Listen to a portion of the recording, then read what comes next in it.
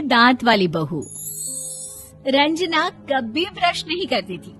उसे कितनी बार उसके माँ बाप ने डांटा, लेकिन उसका कोई असर उस पर होता ही नहीं था, जिस कारण से उसके दांत पीले पीले हो जाते हैं। शादी के बाद। अरे बहू, वैसे तो तुझ में कोई कमी नहीं है, पर तेरे दांत इतने पीले कैसे हैं बेटा? कैसे मतलब? कोई सर्जरी थोड़ी ना कराई है। वो तो क्या नाम, मैं ब्रश नहीं करती थी तो पीले हो गए। अब क्या करूं? आप कहे तो लाल करवा लूं या फिर काले? यार ये क्या है, क्यों माँ से लड़ रही हो? लड़ रही हूँ? अरे मैं लड़ रही हूँ या ये बोल रही है कि दांत पीले हैं, पीले। अरे तपस्या थोड़ी ना की है इन्हें पीले करने के लिए। बकायदा ब्रश नहीं किया है 20 साल तक, तब जाकर। छी, कैसी बात कर रही हो? ये उस वक्त तो पीले नहीं थे जब हम लोग तुम्हें देखने आए थे। अरे तब साफ करवा लिया होगा डेंटिस्ट के पास जाकर। अब देखो कैसे पीले पीले लग रहे हैं। रंजना सास की तरफ गुस्से से देखती है। फिर शुरू हो गई पीले पीले पीले। अरे पीले तो तब भी थे जब मेरे हाथ का रसगुल्ला उड़ा उड़ा कर खा रही थी और बोल रही थी, लड़की नहीं गुणों का खजाना दे रहे भाई साहब आप। खैर अब वो लोग करते भी तो क्या करते, पीले दांत वाली बहू पल्ले पड़ी थी तो झेलना तो था ही। एक दिन कीर्तन में रंजना गाना गा रही थी। अरे कमला बहन, माँ का द्वार है, यहाँ तो सब शुद्ध होकर आते हैं, फिर अपनी बहू को ब्रश भी नहीं करवाती तुम। दूर से पीले पीले दांत भक्ति में बाधा उत्पन्न कर रहा है। और कोई 2 साल के बच्चे थोड़ी ना लेकर आई हूँ मैं बहू बनाकर। अच्छी खासी लड़की है, अरे कैसे करवाऊं ब्रश? ये तो उसे खुद करना चाहिए ना। अब माँ बाप तो इसके जैसे तैसे निपटा दिए, ये नहीं सोचा कि सास कैसे संभालेगी।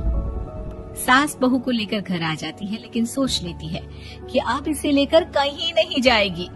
अगले रोज बहू कहती है, अरे क्या हो गया, मंदिर नहीं जाना क्या? कीर्तन का वक्त हो रहा है।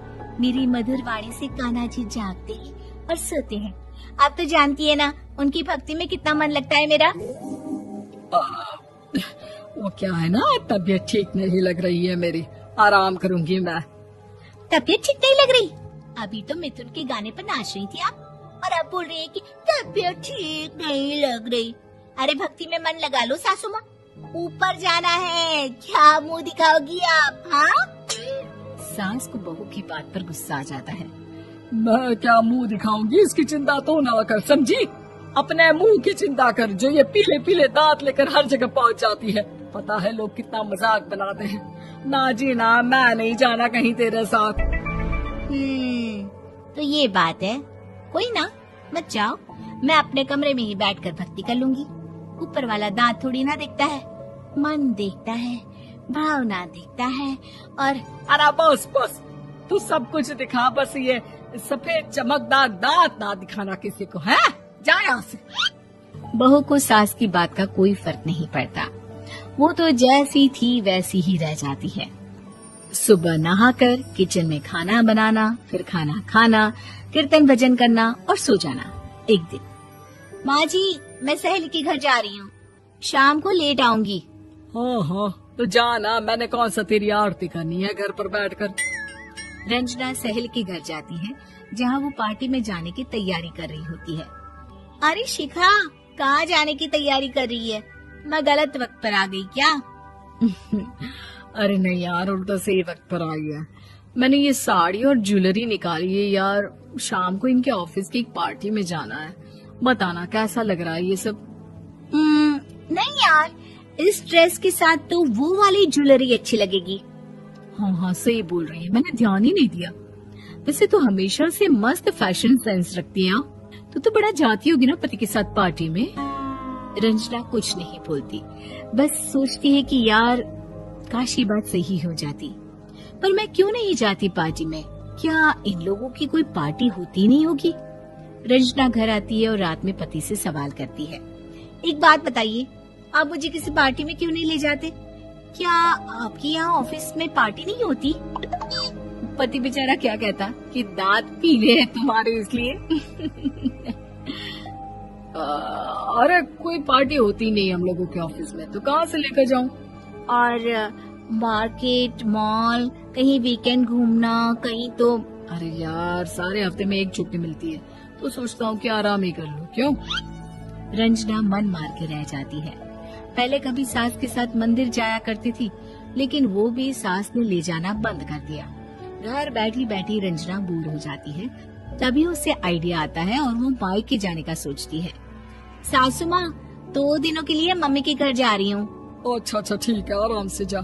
और हाँ, माँ से कुछ अच्छी आदत सीख कर आना कि कैसे शरीर के हर भाग की तरह दांतों की सफाई भी जरूरी होती है, समझी? शुरू हो गई ना आप।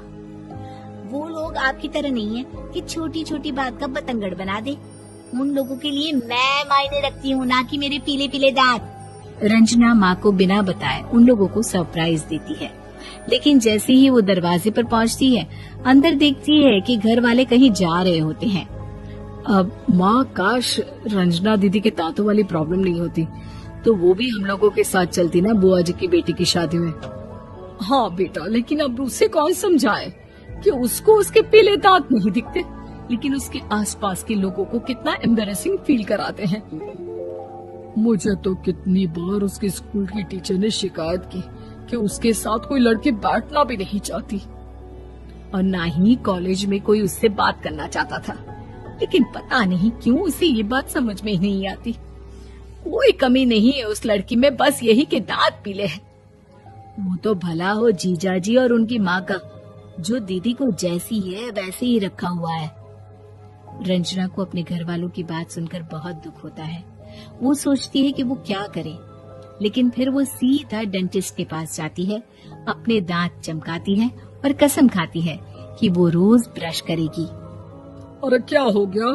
तुम तो 2 दिनों के लिए गई थी ना, पर कोई ना, अच्छा है, चलो आ गई तुम। रंजना सास के सामने आकर खड़ी हो जाती है और पूरी स्माइल करती है, उसके चमकदार दांतों को दिखाती हुई।